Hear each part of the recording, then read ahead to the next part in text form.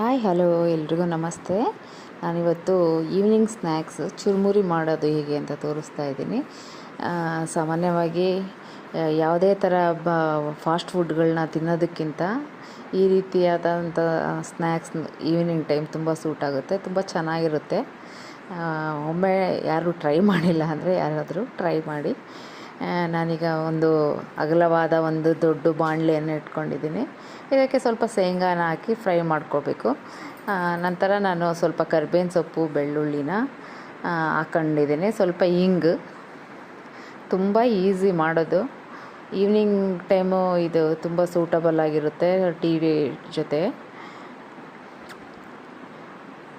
Just fry ಮಾಡ್ಕೋಬೇಕು. ನಂತರ ಉಪ್ಪು ಹಾಕ್ಕೋಬೇಕು. ನಂತರ ಸ್ವಲ್ಪ ಅರಿಶಿನ ಪುಡಿ, ಸ್ವಲ್ಪ ಖಾರದ ಪುಡಿ, ರುಚಿಗೆ ತಕ್ಕಷ್ಟು ನೀವು ಎಷ್ಟು ಕ್ವಾಂಟಿಟಿ